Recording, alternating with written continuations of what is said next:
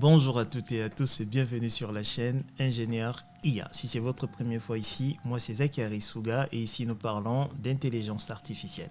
Je vous montre en fait mon parcours, celui que je suis pour devenir un ingénieur en IA. Donc je partage avec vous les différentes compétences que je dois absolument maîtriser de A à Z pour être un expert dans le domaine. Donc si c'est des thématiques qui vous parlent, vous cliquez sur la cloche de notification, vous vous abonnez, comme ça on fait le parcours ensemble. Sur la chaîne, en fait, vous avez la playlist. Pour le moment, nous travaillons encore sur le langage Python. On aura également des playlists sur les autres thématiques, à savoir les mathématiques, à savoir PyTorch, Panda, Scikit-learn, etc., etc. Très bien. Dans cette vidéo, ce que nous allons voir, nous allons parler des fonctions anonymes, aussi appelées des fonctions lambda. Donc, jusqu'à présent, nous avons vu que pour définir une fonction, on utilisait ce mot def. Après, on avait le nom de la fonction.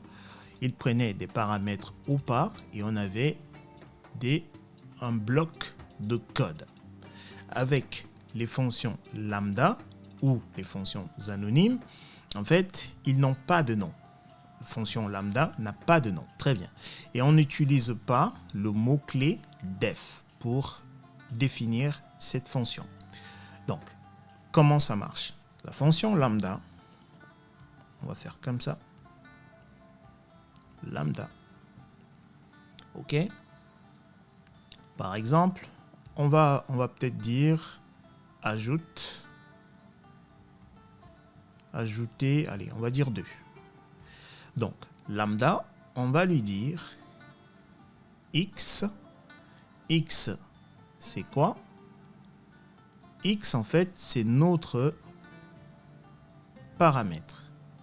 Et on va faire 2 points et on va dire x plus 2. Du coup, si je fais ajouter, ça c'est une variable, 2, et que, en fait, j'affecte le résultat de la fonction lambda à ma variable, et donc, du coup, et je vous ai dit que ça c'est un paramètre, et je mets 2 ici, en fait, il va nous retourner quoi? Il va nous retourner 4.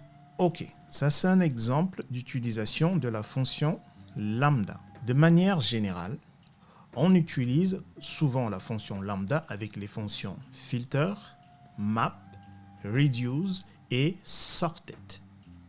Donc, je vais vous montrer un exemple. Donc, on va baisser un tout petit peu. Lorsqu'on a vu la fonction map, par exemple, on faisait ceci. Si vous vous souvenez, on avait par exemple une fonction def et on avait multiplié, allez, on va dire par 2. Comme ceci. Et ici, en fait, on donnait item comme paramètre et on faisait return quoi? Par exemple, item au carré. OK. Et du coup, par la suite, ce qu'on faisait, c'est qu'on faisait print, si vous vous souvenez, list. Pourquoi list? Parce que map nous retourne un objet et du coup on lui donnait le nom de notre fonction en argument. Donc notre fonction ici s'appelle mul par 2, donc on lui donnait le nom de notre fonction par 2 et après on lui donnait un itérable, une séquence, à savoir une liste. On va peut-être dire 1, 2 et on fermait 3 fois. Et ici en sortie, on avait du coup quoi? On avait 1, 4. Ok. Maintenant, avec la fonction lambda, comment est-ce qu'on va faire? La même chose. En fait, ce qu'on va faire, on va refaire ceci. Cette fois-ci, en utilisant la fonction lambda en lieu et place de ceci, cette fonction-là. Dans ce cadre-là, comment est-ce qu'on fait? En fait, on fera ceci, print, list, map, Et quoi? Là, à la place de la fonction, on va utiliser la fonction lambda. Du coup, on va faire lambda. OK. On va avoir notre item qui est là. Il est là. OK. Deux points. On avait un return ici. Quand on remet là, item au carré.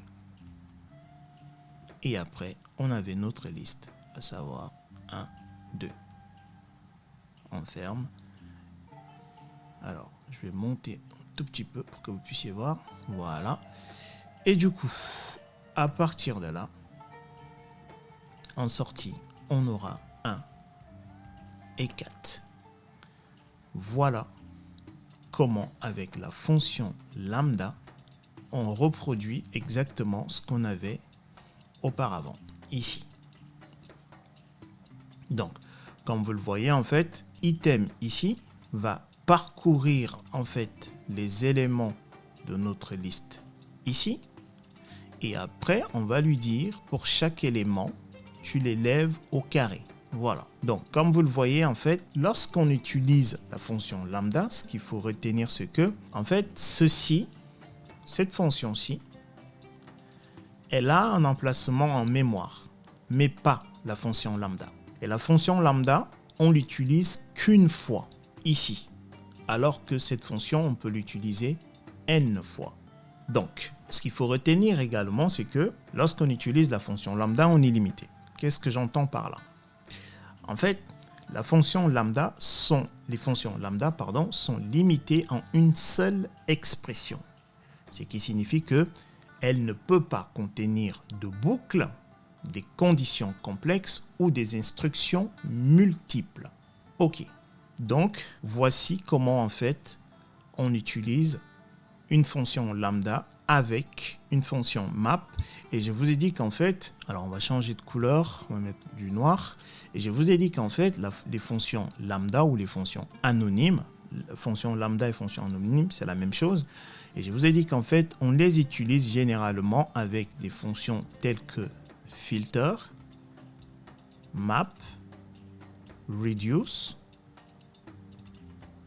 et sorted. Voilà. Donc ça, c'est des fonctions. Donc il faut mettre des parenthèses.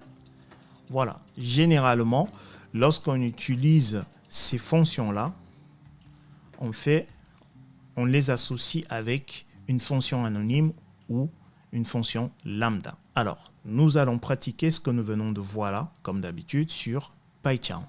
Donc on va se rendre, on va ouvrir notre PyCharm. Nous voici donc sur PyCharm.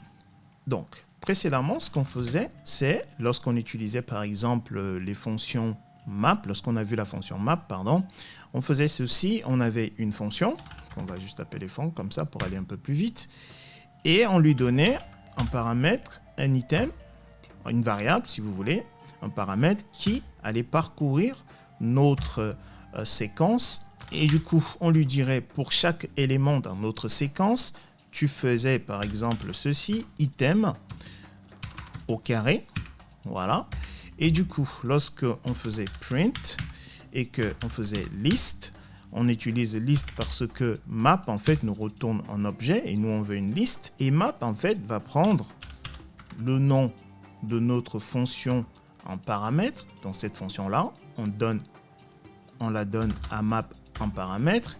Et map prend également un itérable.